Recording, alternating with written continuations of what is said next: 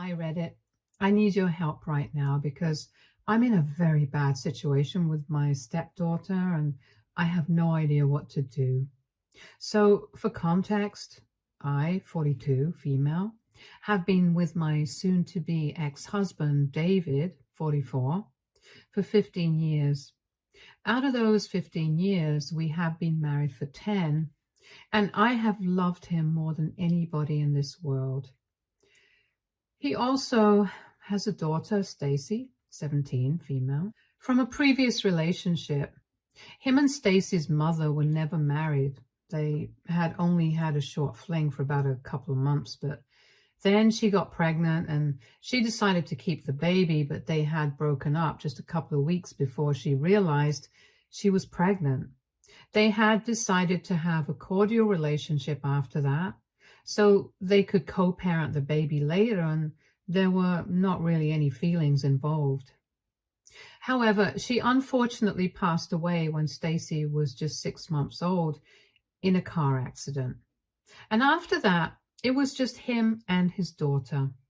He had told me in the beginning of our relationship that he was not just looking for a wife, but he was also looking for somebody who would be a good mother to Stacy, and I was up for it because I loved kids, and she was really young at the time.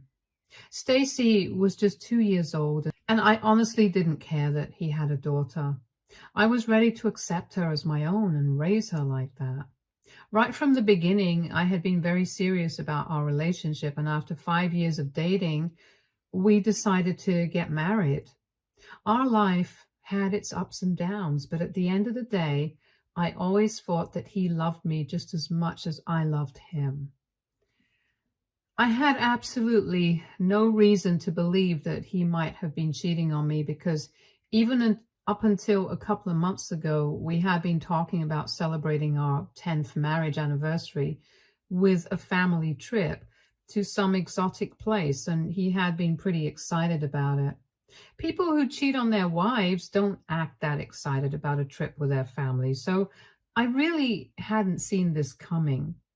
Anyway, about 6 days ago, I found out that he had been cheating on me for the past 7 months with his coworker. I had just been at work, minding my own business, when I received an email from said coworker. It had all the details of their affair, and she had even attached proof of text conversations, phone calls, and even pictures of them together at places on days that he had told me he would be away for business trips. But those trips were really just romantic getaways with his affair partner, which I had no idea about. I was in shock when I received that email, and I went home immediately, not knowing what else to do. Nobody was at home at the time because Stacy was spending the day with her friend and David was at work. So I took the time to reread those emails very carefully once again because I did not want to have a breakdown at work. And I realized that she had also attached her phone number in case I wanted to speak to her. She had told me that the reason she was doing this and coming clean to me about the affair was that she knew that David would never do that, and she felt like I deserved to know the truth.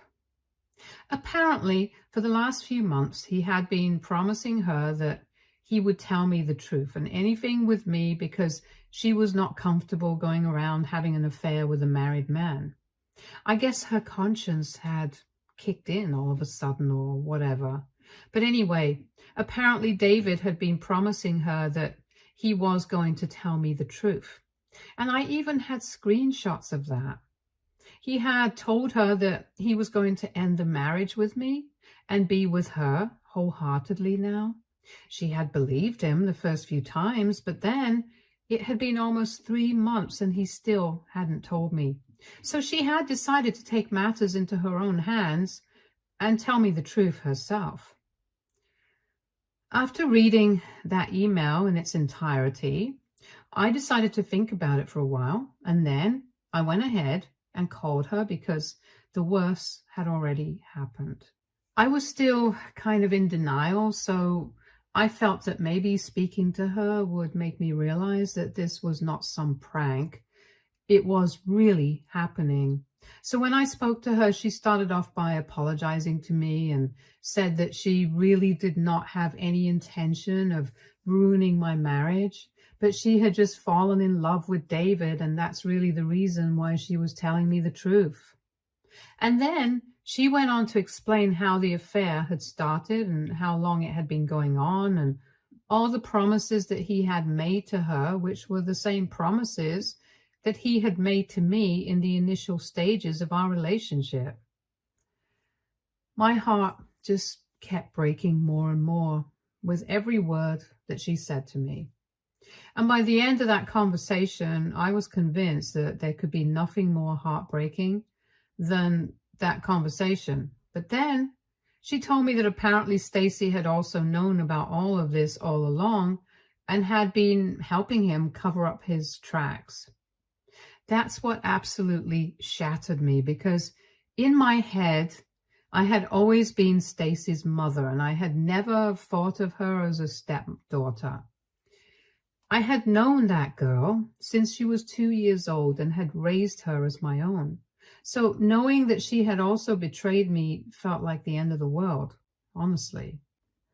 His coworker let me know that apparently every time he would need to lie to me or cover up for me, Stacy would make up excuses for his absence and why he was not picking up his calls.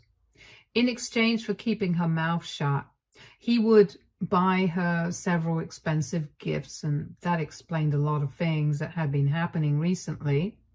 Like David had been totally spoiling her, and that hadn't been the case before. But I just thought that he was doing well at work, which is why he was trying to buy her nice things. He had also given me a lot of jewelry and clothes, so I had just assumed that this new habit of giving us gifts so frequently was because of how he was doing at work, but I guess not. Anyway, getting to know that Stacy had also been a part of this and had even met her father's affair partner several times and had kept it a secret from me all along broke me even more than knowing that David had been cheating on me. So after that phone call, I decided to pack up my things and move out of that house, because I just did not want to stay there anymore and wait for the two of them to come back home, because I felt betrayed and I just couldn't even stop crying. I did not want to give David the satisfaction of seeing me like that. So I packed up a couple of things and then drove to a hotel out of town and turned my phone off, because I honestly did not want to be contacted by anybody. I was very upset that day and just drank myself to sleep in the hotel room. The next morning, I finally had to turn my phone back on because I had to call in sick to work, and I realized that I had about 1,000 unanswered texts and missed calls from David and Stacy. But I did not feel like responding to any of that. But I also noticed that I had one unread text from this guy at the car dealership whom I had been talking to because I had been planning on buying a new car. The reason I had been holding back so far was that I wanted to save some more money before I purchased it, since it was pretty expensive.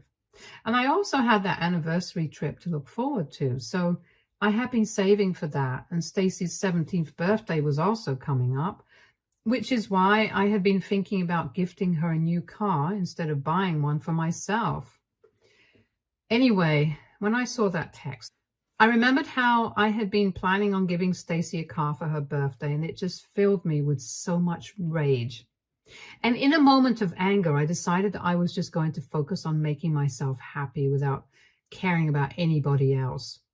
The guy from the car dealership had texted me to ask me if I was still planning on buying the car that I had selected. And so, on an impulse, I decided to go down to the place immediately myself and bought myself a shiny new luxury car. I did not have any plans of buying that car since it was way out of my budget, but I did not need to worry because of the past 10 years. Ever since I married David, I had been saving up and setting aside a college fund for my stepdaughter. I had decided to give Stacy access to that account as a surprise whenever it was announced which college she was going to be attending. and had been pretty excited about it. But now that I knew what had been going on for the past couple of months, I had no interest in surprising anybody apart from myself. So I used money from that account to buy myself a luxury car, and then I decided to drive it down to our house and finally confront my husband and my stepdaughter. They tried to hug me and tell me how worried they were the entire night as soon as I showed up, but I didn't even give them a second, and I immediately announced that David's co-worker had reached out to me, and now I knew the full truth of what had been going on behind my back, and that I was really disappointed in both of them. Both of them looked really shocked, and David at least had the sense not to say anything because he knew that the jig was up. Then Stacy tried to talk to me and said that she was just trying to look out for her father and was confused because she did not know what to do. She started crying, saying that she had just been very confused because she loved us both equally and wanted us to be happy. But I did not buy that act at all because I thought that she was old enough to know what was the right thing to do. And she chose to do the wrong thing on purpose. Besides, I'm pretty sure that those gifts that she was receiving from her father helped her to stay quiet about this entire situation. I did not buy a word that she was saying, and I told her as much. I was very pissed off and quite upset, so I even announced that I was leaving David. And I think he should have seen it coming because I don't think anybody in my place would have decided to make it work, even after getting to know something like this. And then I don't trust Stacy. And I told her that even more than David, I was disappointed by what she had chosen to do. Husbands cheat all the time, and it's not the first or the last time that this will happen to a woman. But I had always expected to have my back because even though we were not related by blood, I had never thought of her as my stepdaughter and had loved her just like my blood, probably even more. And it was her lies and betrayal that had hurt me even more than what her father had done. So I had decided that the college fund that I had been setting aside for her all these past years was not something that she was worthy of anymore. And I would be leaving both of them behind now.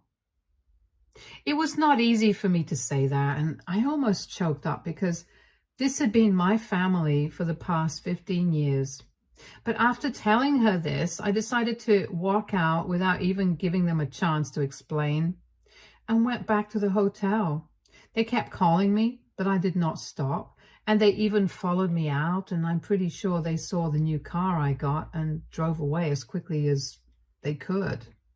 After that, I had wanted to block them, but I just couldn't do it because emotionally I'm still struggling to process whatever's going on with me. For the past 5 days, they have been trying really desperately to get back in touch with me and keep texting me almost every hour and keep trying to call me, but I just don't know what to say to them. So I just read all their messages and let it be. David had been trying to get me to forgive him for the first couple of days, but when he realized that it was pointless, he started trying to tell me that he was sorry about what he had done and knew that I deserved better, but he just wanted me to reconsider whatever it was doing to Stacy because she was just a child and did not deserve to suffer because of what he had done. And even Stacy had been texting me along the same lines, trying to convince me that she had been wrong and she knew that. But she just wanted me to give her a second chance and that she had always thought of me as her mother and terribly sorry about everything. I had been ignoring all of that, but then yesterday I received a text from David that said that he was sick of apologizing without any response and that he needed to know if I had any intention of coming back to the family or not. That really pissed me off because it was he who had messed up and now he had no right to take that tone with me. So I texted him back immediately and said that I had already spoken to a lawyer and filed for divorce, which was not true. I was still trying to process everything and hadn't had the chance to speak to a lawyer yet, but he didn't need to know that. Then He did not reply for about an hour, and when he finally did, he sent me a long message about how I was not just being selfish, but I was also the villain, apparently, for choosing to act this way. He said that he was fine with me filing for a divorce and choosing to leave him, but the fact that I was also choosing to leave Stacy behind just showed how selfish I was. He told me that apparently Stacy had been devastated ever since I had left, and the fact that I had even said that I was going to get the college fund that I had been setting aside for her had really hit her hard, because he had also known about this college friend, and that was the reason why he had not bothered to save up enough money. I do recall mentioning the college fund to him several times. He knew that I had been saving it to surprise Stacy, but I did not know that he did not have any money status aside from her college tuition. Anyway, he told me I had said I was not going to give her access to the money, and they had realized that they were in big trouble because he did not have any set aside. And she had been thinking about going to college out of state, which would have been even more expensive, and she knows that she's going to get accepted in her college. But now there's a big question mark whether she's going to be able to go to the college of her choice or not because of the financial constraints. He thinks that I am a bad guy for rubbing this in her face and saying that I won't let her have access to her college fund, even though I had been saving that money with the intention of giving it to her eventually. And the fact that I'm using this one little mistake against her to be selfish because he had seen my new car, it just doesn't make any sense to him. And he thinks that I should really reconsider this. Now, I feel very conflicted about what to do and the way he's putting it. I don't feel comfortable being the person who snatches things away from kids just to teach them a lesson or to push them, because I've never been that. I don't want to be that parent. But at the same time, Stacy is not exactly a child, and she knew what she was doing was wrong. I don't know. I feel like she's disappointed me, so what I'm doing is not exactly all that wrong. I'm just very confused. AITA for telling my stepdaughter that I'm not going to be paying her college tuition anymore after I found out that she had been helping my husband cover up his affair for expensive gifts. Update 1. Hey, I'm so sorry that I could not give you guys an update for the past 2 weeks. It's just that I had been really busy with work and with my lawyer, so there were a lot of things on my plate. But now I have some time, so first and foremost, let me just thank everybody who commented on my original post and showed me so much love and support. I'm really happy to know that people resonated with my story. I'm just really thankful from the bottom of my heart, knowing that there were people who were supporting me, even though they were complete strangers, made it a lot easier to deal with everything. So anyway, after David sent me that text and I made that post, I decided that I did not need to entertain any of this. Most of the comments on my post said the same thing, that I needed to block him and file for divorce as quickly as I could so that I could finally kick him out of my life. And that's what I did. Within the next couple of days, I had actually spoken to a lawyer and filed for divorce. I also decided that I did not, because even if I had been her biological parent, I still wouldn't have owed it to her to give her money for her to be able to go to her dream college. She should have thought about these things before she helped her father out with cheating on me. You can't stab me in the back and then expect me to turn around and give you a smile. I'm sorry, it doesn't matter how old you are or who you are. It's just not how this works. Besides, the thing that David said about her being punished for what he had done was not even accurate or true. She was being punished for what she had done, and I made it very clear when I had spoken to them in person that last time that I went home. I was refusing to give her the college fund because she was the one who refused to do the right thing in the first place and tell me about her father's affair. So it's for that, and I think I'm being fair. If they want to be mad about it, they are completely welcome to do so, but I'm not going to entertain that, and I really don't need to, which is why I've blocked them, and now they have no access to me whatsoever. They're still trying to contact me by calling me through other numbers, trying to text me from other numbers, emailing me from fake accounts, and all of that. But it doesn't matter because all I do is just read these texts and emails and ignore all of it. Update 2. I finally received word about what was going to happen with the divorce, and thankfully, David is not contesting anything. So I hope that we're going to be able to have a peaceful, amicable divorce. It has been almost 3 weeks since I found out that he had been cheating on me, and life has really changed. I had been living in the hotel up until last week, but then it was getting too expensive. And even though I did have the money and the means to stay there for a couple more weeks and months that I wanted, I decided that I did not want to be wasteful. So I have moved in with a friend of mine, and she's been gracious enough to let me stay with her until I'm able to find an apartment of my own. I have also started considering therapy for myself because my friend is a licensed professional, and she told me that it's really going to help me out in the long run, so I'm thinking about it. The biggest change, perhaps, is the fact that I have quit my job. It's a huge deal because I've been working non-stop for more than 20 years. I think I started working as soon as I graduated from college, and even before that, I had been working part-time. But I really think I need a break now. I have enough money to do whatever I want, and saving for all those 10 years is really going to come into handy now because I'm thinking about taking a break for a couple of months and realigning my life and starting my own business. That had always been the plan, but I had decided to delay it so that I would only start something of my own after Stacy had left for college, and I did not really need to worry about money that much. But now nobody is holding me back, and I can do whatever I want. So that's the plan. I'm going to use these couple of months to build a business model and look for investors and all that jazz. I'm really excited for the future, even though I'm still very upset about what's going on. I have spoken to my parents about the divorce. I hadn't let them know so far because I was still struggling to process it myself.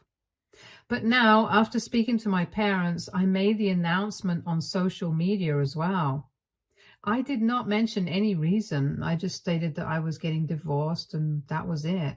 So all my close friends and family members know what's going on anyway, and the only people I really care about, so it doesn't matter what anybody else thinks.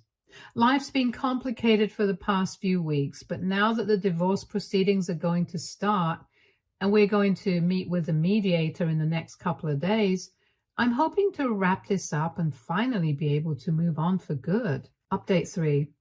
Hi, so David and I are going to meet with the mediator tomorrow. It's weird knowing that I'm going to have to see him after almost 1 month of having no contact with each other. And otherwise, I'm already nervous and anxious enough for that meeting, and just half an hour ago, Stacy sent me an email. She had stopped sending me anything after 2.5 weeks of no contact, and I thought that she was not interested in speaking to me anymore. And I had even assumed that this email would be about how she was and how she wanted to pay for her college tuition. But to my surprise, she sent me an entire apology, and this actually seemed genuine because she hadn't even mentioned anything about the funds or whatever. She had said that she was really genuinely apologetic for what she had done, that she had been selfish and hadn't even thought about how I would feel when I would finally find out the truth. She knew that she had broken my heart even more than David had, and she didn't know if she would ever be able to make things right with me. But she genuinely meant it when she said that she had always looked up to me as a mother and she really did love me. She also explained that all those gifts that David had been giving her, she knew it was from a manipulator, and she knew that his affair partner had made it seem like she was doing it out of her own accord. But she still insisted that it was more because she had been manipulated into keeping her mouth shut rather than her actually wanting to keep secrets from me. I don't know what to believe. Maybe she had actually been manipulated and that's why she hadn't said anything to me. She insisted that she was confused and didn't know what to do because she knew that her father was doing the wrong thing and he kept buying her gifts only to buy her silence. But at the same time, it was her father and she did not want to go against him. However, in doing so, she was betraying me, and she had been feeling very conflicted for the past couple of months. I want to believe her, I really do. But after everything that has happened, I really don't know. I was already feeling very anxious and jittery, and after reading that email, I feel even more weird about everything. I miss her terribly. And I also miss David, but I know that I need to learn to be able to live life on my own, since I've learned the hard way that I can't just trust people, not even my closest ones. So I guess I'm going to have to keep up the no contact rule. Update 4. So it's been a couple of months since my last update. The divorce is going to be finalized in a couple of weeks now, and finally going to be able to move on. The negotiations were pretty easy, and the hard part was actually just having to see him at those meetings. I don't know what I felt whenever I saw him. It was like a mixture of anger, hurt, and just an immeasurable sadness. But I got through it somehow, and now I'm done. I've also been able to find a new apartment for myself, and I have moved. I've been living by myself for the past couple of weeks, and it's been nice. My friends and family visit me almost every other day to make sure that I'm doing all right, and I really think it's very sweet of them. I have company most of the time, and I don't get to feel lonely, but I know that eventually these visits are not going to remain as frequent as they are now, but I'm going to have to make my peace with the fact that I am a single woman now, and I'm still trying to make my peace with it. I've also started therapy, and it's going to take a while for me to accept and process everything that has happened. But I know I'm going to be able to do it somehow. I have had no contact with David since the last mediation session. However, even though it's not easy, it's been different. In my last update, I said something about an email that she had sent me and how she had stated that she had been manipulated. I couldn't bring myself to trust her back then because everything was just too fresh. But recently, last week, I decided to reply to that email. She had been sending me emails after that as well, and she did not mention anything about the college fund and that would just keep me updated on what was going on in her life. It was more like a one-way street where she would keep trying to talk to me and I just shut her out. However, every time she would send me an email, my heart would break and I would just keep crying after reading because even though nothing sad was going on in her life, I just really missed the kid. So I decided to reach out to her and told her that I really missed her and nothing else. I still maintained that she was not getting the college part, but she responded to that email saying that she didn't mind. She didn't deserve it anyway. And she had decided that she was going to go to a college near home and give up on her dream college because she didn't want to bother her father with a student loan. And anyway, even if she had asked him to apply for one and become a co-signer with her, he would have refused. He's been very clear on that front, and they're going to have to make do with the money that they do have, and he's going to help her out as much as he can. But she's also going to have to contribute and work her way through college like most of us have. And she's fine with that, or so she says. Anyway, we've been sending emails back and forth, and I told her that I would love to rebuild the connection that I had with her. But I need my time because after everything that has happened, I just can't process anything right now. And she understands that. She told me that I can take as much time as I need because she has betrayed my trust and she knows it. So I don't know what's going to happen from this point onwards, but I'm just hoping for the best. Fingers crossed. Stay tuned for more stories from our girl relationships.